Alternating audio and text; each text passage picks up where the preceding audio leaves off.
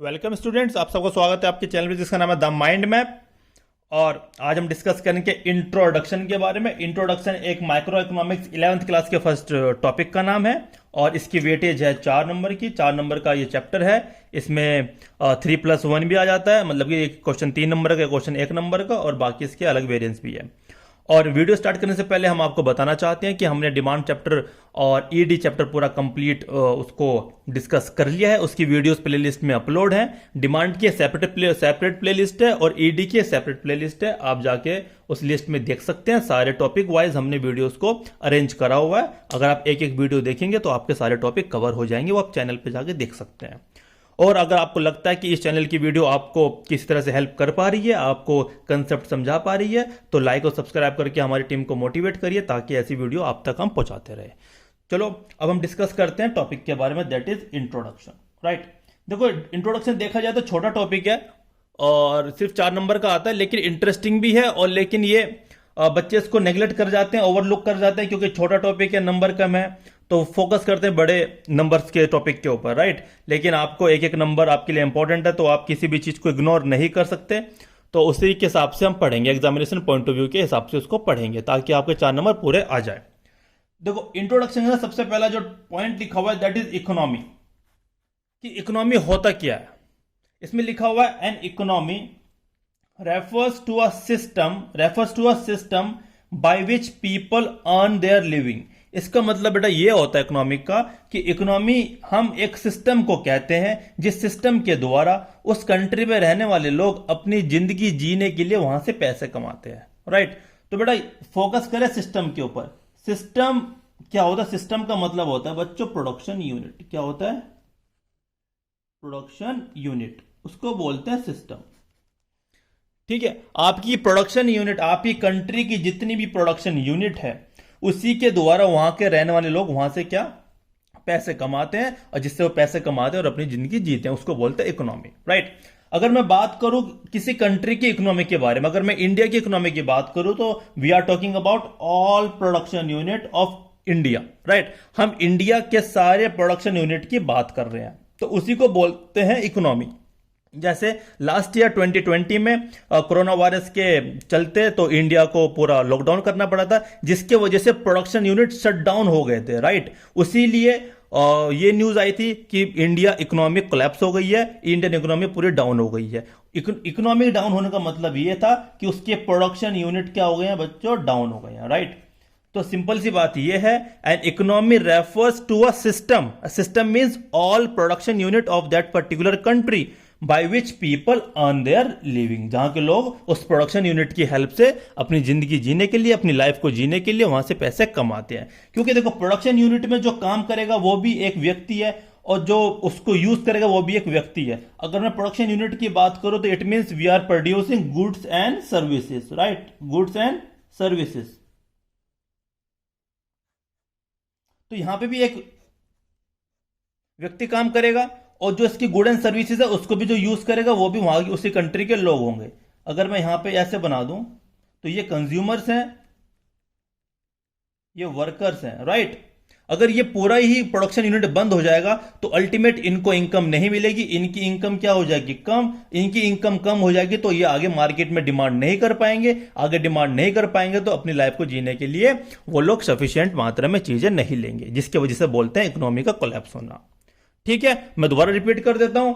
Economy means the whole collection of production unit operating in a well defined area और region by which people of that area get their living. Right, और in other words we can say that an economy refers to a system by which people earn their living. Right, यह था economy. बहुत ही Cripps, बहुत ही simple way मैंने आपको समझाने की कोशिश करी है, और ये एग्जाम में बहुत बार पूछा गया, 1 नंबर में बच्चों, 1 नंबर में ये क्वेश्चन अनेक बार आया हुआ है। ठीक है, तो सिंपल सी हेडिंग है, मैंने उसको बहुत अच्छे डिटेल में समझा दिया है। अगला टॉपिक आता है आपका स्कार्सिटी। पर स्कार्सिटी भी एग्जाम में कई बार 1 नंबर का पूछा गया। स्कार्सिटी का सिंपल सा मतलब होता है कमी, लिमिटेड। राइट, अगर किसी चीज की कमी होती है, लिमिटेड होती है और आपके पास वो पर्याप्त मात्रा पे नहीं होती है, सफिशिएंट अमाउंट में नहीं होती है, उसको बोलते हैं स्कार्सिटी। अगर एग्जाम में उसको डिफाइन कैसे करेंगे आइए समझते हैं। यहां पे बात कर रहे हैं रिसोर्स की स्कार्सिटी के बारे में। तो यहां पे लिखा है resource available for satisfying human wants resource required for satisfying human want. Basically जब ये वाली कंडीशन होती है उसको बोलते हैं स्कार्सिटी। बच्चों इस कंडीशन का मतलब क्या है? इस कंडीशन का मतलब ये है when resource required for the satisfying of human want is more than the availability, more than the availability of resources. जब रिसोर्स मार्केट में ज्यादा चाहिए या फिर रिसोर्स किसी व्यक्ति, अगर मैं इंडिविजुअल की बात करूं, अगर किसी इंडिविजुअल बंदे को उसके अपनी इच्छाओं को पूरी करने के लिए जितने रिसोर्स चाहिए उतने रिसोर्स अवेलेबल उसके पास नहीं होते हैं, उसको बोलते हैं स्कार्सिटी। यही चीज आप पूरे एज अ होल भी कंसिडर कर सकते हैं, राइट। अगर पूरी इकोनॉमी की इच्छा, पूरी इकोनॉमी की वांट्स को सेटिस्फाई करने के लिए जितने रिसोर्स चाहिए उतने अगर मार्केट में अवेलेबल नहीं होते हैं, उसको बोलते हैं स्कार्सिटी, राइट। कई बार ये क्वेश्चन भी 1 मार्क्स में पूछा गया है, तो मैंने आपको अच्छे समझा दिया। आप इसकी डेफिनेशन बना के लिख सकते हैं, when resource required for satisfying the human wants is more than the resource available for the satisfying the human wants, right. और बेटा स्कार्सिटी की वजह से ही प्रॉब्लम पैदा होती है जिसका नाम है इकोनॉमिक प्रॉब्लम, राइट। तो इकोनॉमिक प्रॉब्लम होती क्या? यहां पे लिखा हुआ है economic problem refers to the problem of choice. कि इकोनॉमिक प्रॉब्लम का मतलब होता है जहां चॉइस करनी पड़े, उसी को बोलते हैं इकोनॉमिक प्रॉब्लम। अब मैं आपको एक एग्जांपल लेकर समझाने की कोशिश करता हूं, आई होप आपको समझ में आएगा। से फॉर एग्जांपल एक कंज्यूमर है, अगर मैं अपनी बात ले लूं, से फॉर एग्जांपल मेरे पास सिर्फ 1000 रुपए हैं, ठीक है, मेरे पास सिर्फ क्या है 1000 रुपीज, और मुझे शॉपिंग करनी है, और मुझे चाहिए ट्राउजर भी चाहिए और शर्ट भी चाहिए, ट्राउजर भी चाहिए और शर्ट भी चाहिए, राइट। और ट्राउजर की जो वैल्यू है वो भी 1000 रुपीज, शर्ट की है जो भी क्या है वो भी 1000 रुपीज, दोनों की कितनी प्राइस है? 1000। अभी मुझे शर्ट भी चाहिए, मुझे ट्राउजर भी चाहिए, मुझे शर्ट भी चाहिए, और मेरे पास 1000 रुपीज है। अब मुझे दोनों की इंपॉर्टेंस ज्यादा है, मेरे को दोनों ही चाहिए। ऐसा तो नहीं है कि मैं आधी ट्राउजर पहनूं आधी शर्ट पहनूं, ये पॉसिबल तो नहीं है, ठीक है, कि भाई आधी आप ट्राउजर दे दो आधी शर्ट दे दो, ऐसा तो हो ही नहीं सकता ना। तो मेरे पास 1000 रुपए होने के वजह से अभी मुझे ट्राउजर और शर्ट में से किसी एक को चूज करना पड़ेगा। और चूज कैसा करना पड़ेगा? कि मुझे किसकी रिक्वायरमेंट ज्यादा है, राइट। अभी जहां मुझे चूज करना पड़ रहा है तो ये हो गई है प्रॉब्लम ऑफ चॉइस, राइट। और इसी को बोलते हैं इकोनॉमिक प्रॉब्लम।